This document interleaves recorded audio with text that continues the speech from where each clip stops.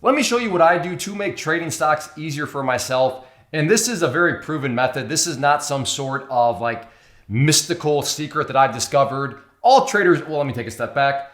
All traders that survive long-term, that are consistent, are doing these sorts of things.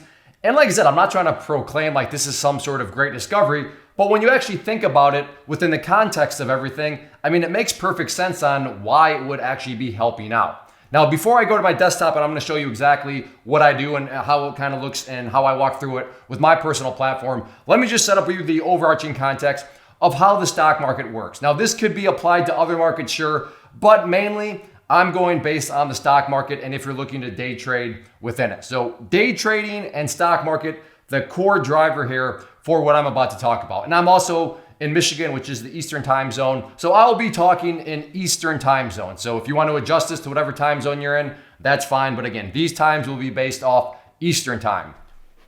So the way the market works, and this is just a general rule of thumb, everything can be a little bit different, but market opens up here at 9:30.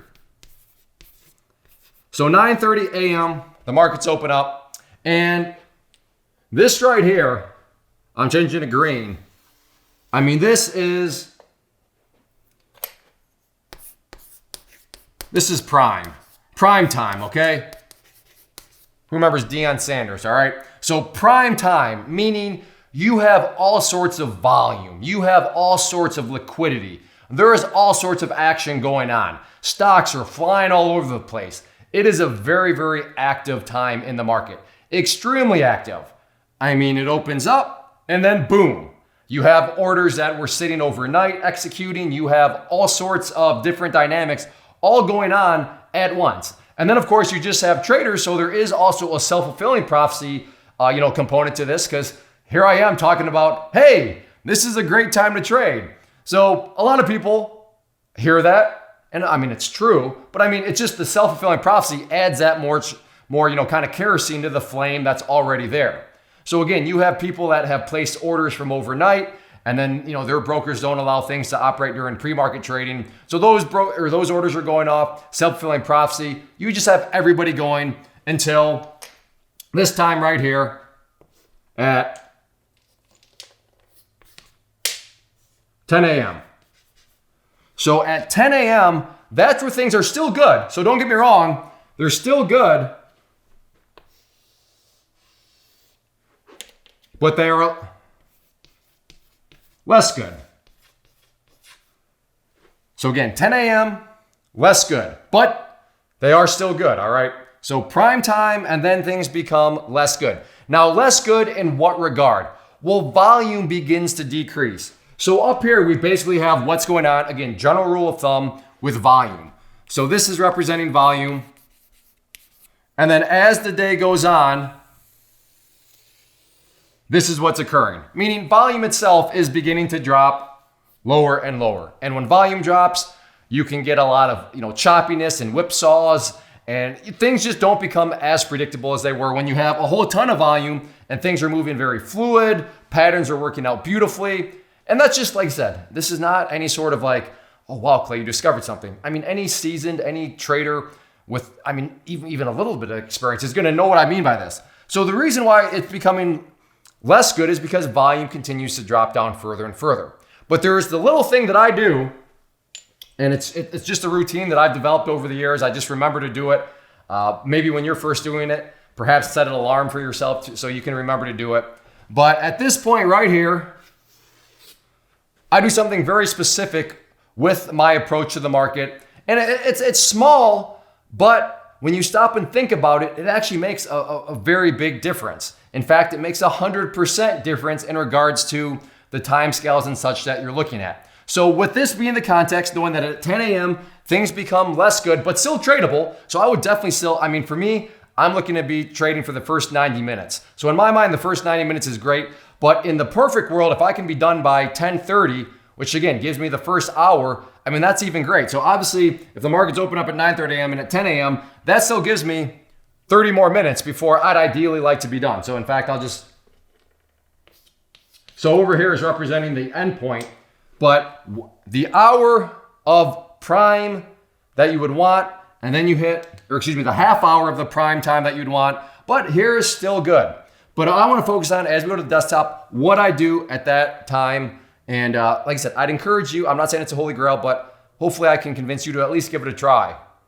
Welcome to my desktop here, and this is taken from real life trading right now, as in the market is currently open. Now, granted, it's a little bit past the 10 a.m. mark, but want to still show you and, again, try to avoid theory here and just use an actual situation. So I'm going to be demonstrating all this with ticker symbol MRNA, which you can see I traded this morning.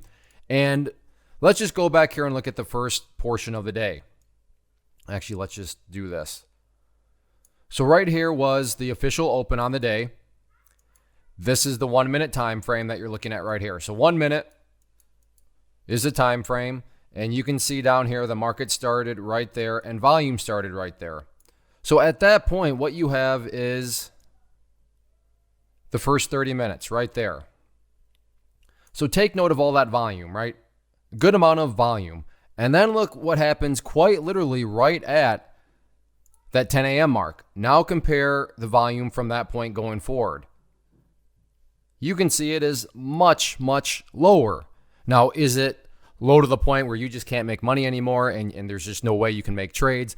Absolutely not. But the key distinction here is hopefully you can see just how much volume dropped off after that opening 30 minutes. So this is what I do, is at this point, and to offer up a little bit more context, up above, you can't see on the recording screen right now, but right off to the top right, and I should also note that if you watch the video, and I'll link it down below where I walk through my monitor setup so you can see actually what's on all my monitor screens. If you're curious on that, then just click the video I'll put, like I said, down in the description box.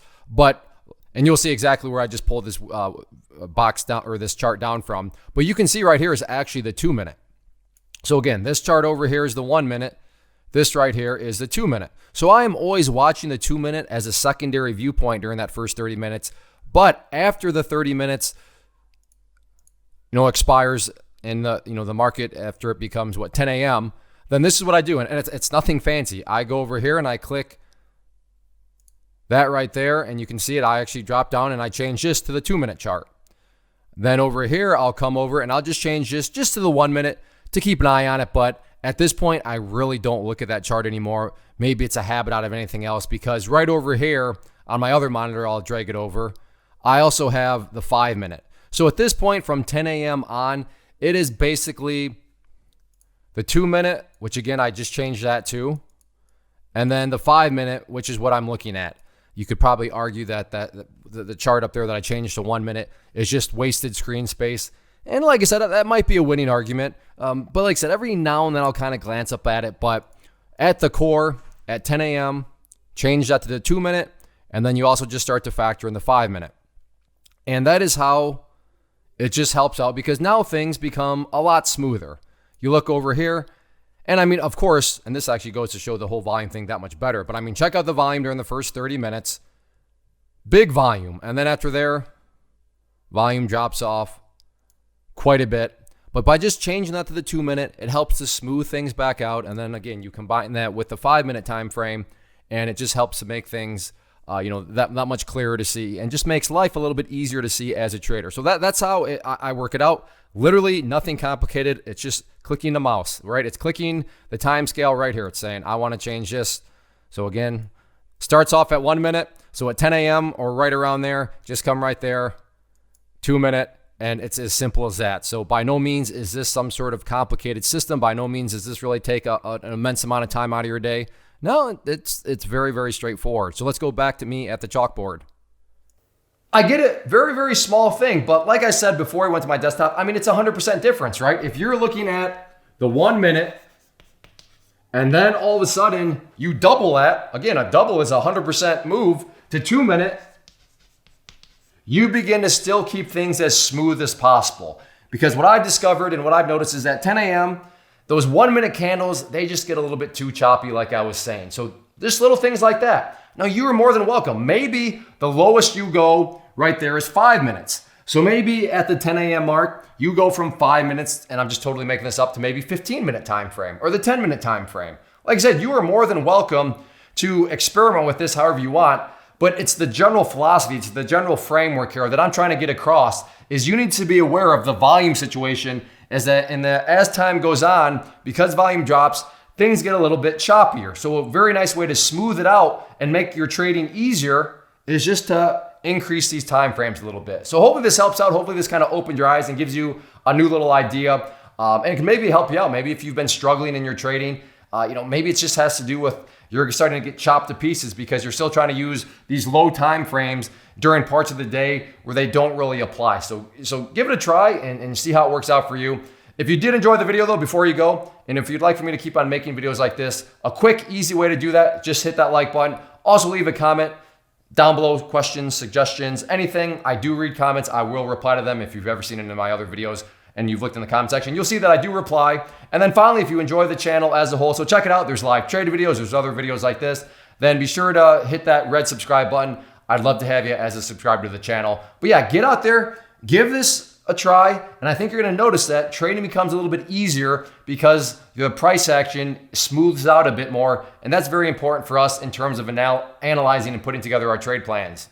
First off, thanks so much for watching the entire video. Real quick, before you go, I wanna invite you to a live webinar, web class, training, workshop, online event, whatever you wanna call it, but it will be me live revealing to you what I've discovered that has allowed me to transform myself from being an employee to being my own boss, including how I had only one losing day out of 73 days in total. I'm going to cover 3 keys that have helped me unlock profitable consistency within the markets. The first key is super weird, but in a productive type of way. The second key is super awesome because it quite literally is wired into our DNA as humans, making it very easy to use. But in a cruel way, this becomes a pitfall for many traders. I'll explain it all though, including how to avoid the pitfall that it creates for some. And yeah, the third key, when you hear it, sounds way too good to be true, but it's not, and I'll show you how it all works. Then at the end, I open it up for a question and answer session that is, again, totally live. Even if you can't make the live session, please still sign up as it will be recorded, and you can go back and watch the replay that I will send you. Click the image on the screen or click the link down in the description box so you can get the date and time and claim your spot, which I should note is limited due to the fact that this truly is a live event. If you have any questions, let me know. If not, I'll be seeing you soon.